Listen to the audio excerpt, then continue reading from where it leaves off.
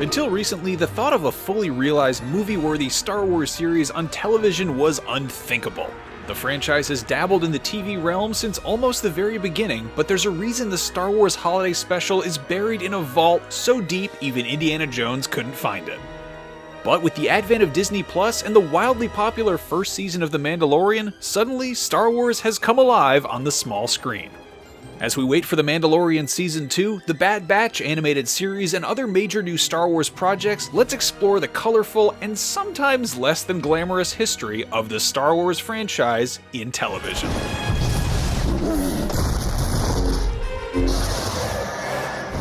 Star Wars' very first foray into television is also widely regarded as one of the lowest points for the franchise. That's despite the fact that it reunites most of the main cast from A New Hope: Mark Hamill, Harrison Ford, Carrie Fisher, Peter Mayhew, James Earl Jones, and Anthony Daniels.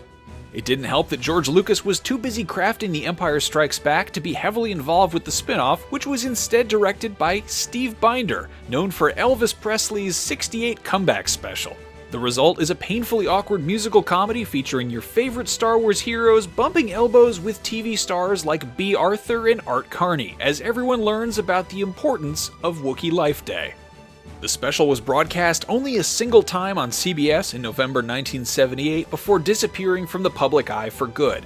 It's never been made available on home video, meaning fans will either have to scour the internet or buy a bootleg recording if they want to see what passed for Star Wars Expanded Universe back in 1978.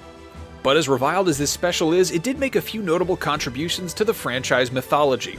Iconic bounty hunter Boba Fett made his first on-screen debut during an animated interlude, and fans meet Chewbacca's entire Wookiee family: his wife Mala, his father Itchy, and his son Lumpy.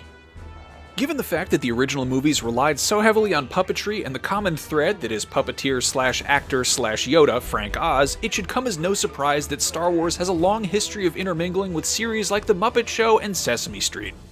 Mark Hamill famously appeared in a 1980 episode of The Muppet Show where he played both himself and his cousin Luke and danced on stage with C-3PO, R2-D2, and Chewbacca.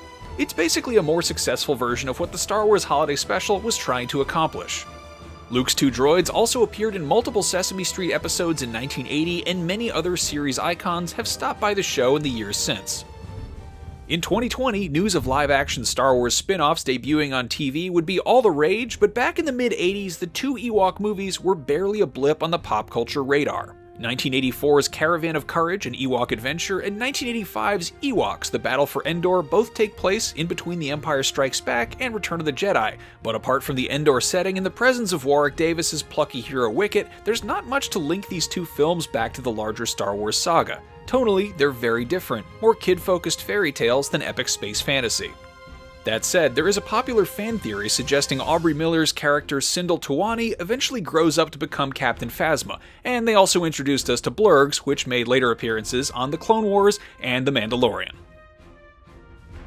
While the mid to late 1980s were generally a dead zone in terms of new Star Wars content, this is also the period when the franchise got its first two animated spin-offs.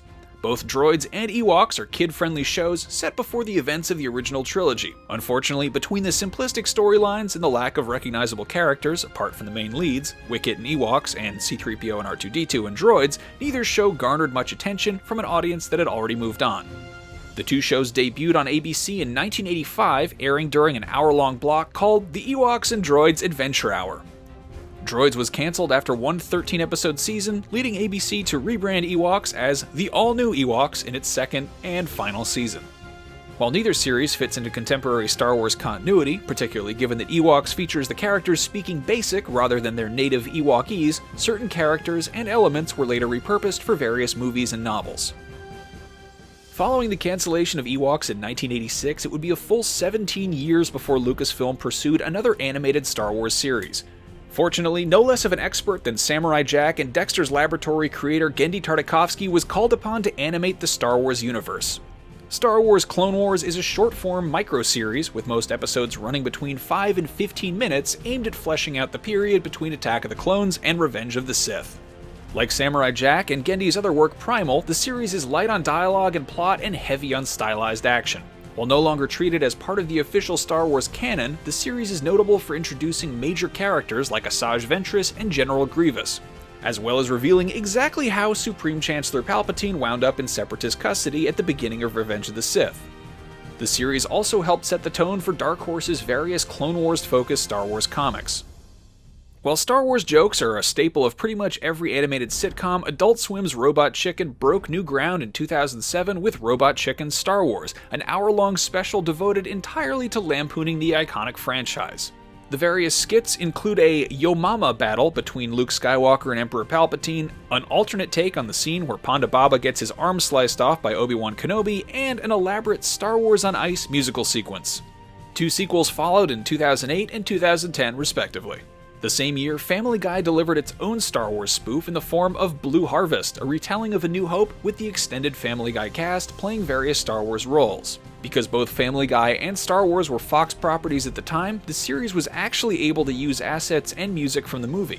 2 sequel episodes eventually followed with Something Something Something Dark Side, spoofing The Empire Strikes Back, and It's a Trap, handling Return of the Jedi. It wasn't until 2008 that Lucasfilm made a concerted effort to tap into the true storytelling potential of a Star Wars TV series. Similar to Genndy Tartakovsky's series, Star Wars The Clone Wars set out to fill in the 3-year gap between Attack of the Clones and Revenge of the Sith. But with longer episodes and a much larger scope, the second Clone Wars cartoon was able to do so in much greater depth. While the series features familiar prequel trilogy characters like Anakin Skywalker, Obi-Wan Kenobi, Count Dooku, and Padme Amidala, it also focuses on characters who don't appear in the movies, such as Asajj Ventress, Captain Rex, and the heroes and villains of Mandalore. The series is most notable for introducing Ahsoka Tano, the Jedi Padawan we never knew Anakin had. The Clone Wars was met with a mixed reception early on, in part thanks to the mediocre reviews of the 2008 theatrical movie that preceded the series. But over time, the series won the hearts of many a Star Wars fan, all while casting the prequels in a new and better light. That didn't stop the series from being prematurely cancelled in 2013, but the Force works in mysterious ways, and the Clone Wars did finally get the finale it deserved with the belated Season 7 arising on Disney Plus in 2020.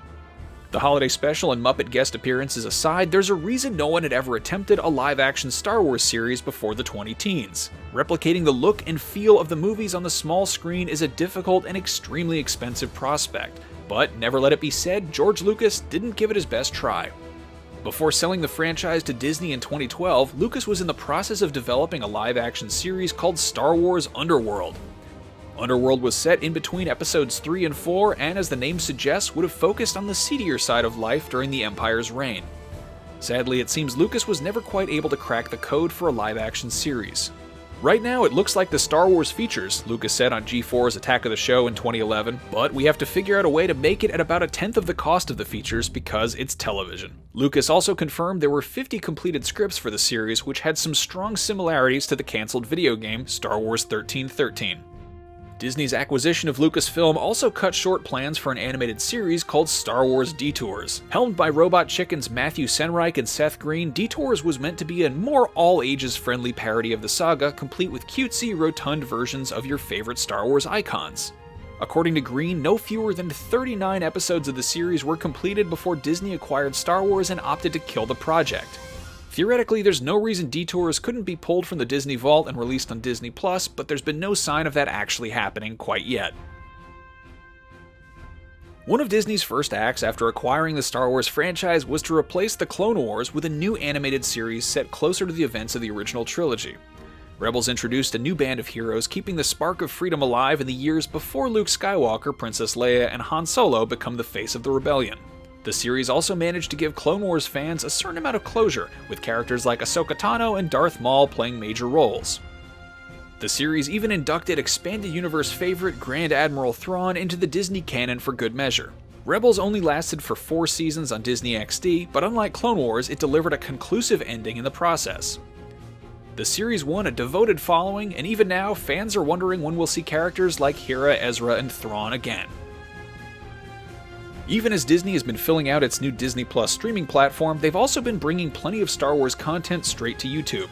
Star Wars Forces of Destiny is an animated web series that focuses on the women of the saga, like Princess Leia, Jyn Erso, and Rey.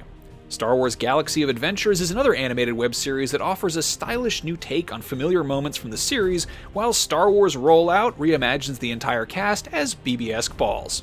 And finally, Star Wars Jedi Temple Challenge is a competitive kids game show hosted by the man behind Jar Jar Binks himself, Ahmed Best.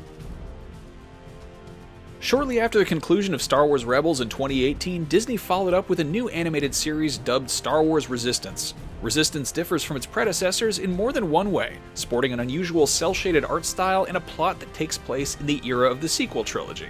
While the series focuses mostly on new characters like New Republic pilot turned Resistance spy Kazuda Jono and the First Order's Major Von Reg, the series does feature a number of familiar movie characters like Poe Dameron, General Leia Organa, and Captain Phasma, as well as Kylo Ren. Many of these characters were even voiced by their original actors in Season 1, though those roles were largely recast for Season 2. Despite a mostly positive critical reception, Resistance only lasted for 2 seasons before being quietly cancelled. To date, it remains the last Star Wars series to air on Disney XD. Star Wars Underworld may have been a few years ahead of its time, but The Mandalorian proved a live-action Star Wars can indeed work without bankrupting the studio in the process. Lucasfilm managed this feat by turning to Iron Man and Jungle Book director Jon Favreau to oversee the series and rely on an innovative video wall set that all but eliminates the need for location shooting. The Mandalorian is set roughly 5 years after the events of Return of the Jedi, starring Pedro Pascal as the titular bounty hunter/gunfighter, Gina Carano as ex-rebel shock trooper Cara Dune, and Carl Weathers as bounty hunting guild leader Greef Karga. Plus, it introduced Baby Yoda to the world, or the Child as it's officially known, until we get a proper name. Season 2 looks as though it could have a larger impact on the franchise. Whereas the first season focused entirely on new characters, Season 2 will reportedly draw in Tamora Morrison's Boba Fett, Katie Sackhoff's Bo-Katan Kryze, and even Rosario Dawson as Ahsoka Tano. Disney Plus has so far played home to The Mandalorian and the final season of The Clone Wars, but that's just the tip of the iceberg. With the direction of the franchise on the big screen still uncertain post the rise of Skywalker, TV is where fans will be getting their Star Wars fix over the next few years. Star Wars The Bad Batch will likely be the next Star Wars series arriving on Disney+. This animated spin-off of the Clone Wars takes place after the war's end and follows the elite squad introduced in Season 7 as they struggle to find purpose without a cause to fight for. As far as live-action series go, Rogue One's Cassian Andor is getting his own show, with both Diego Luna and Alan Tudyk reprising their roles, and Rogue One co-writer Tony Gilroy serving as showrunner.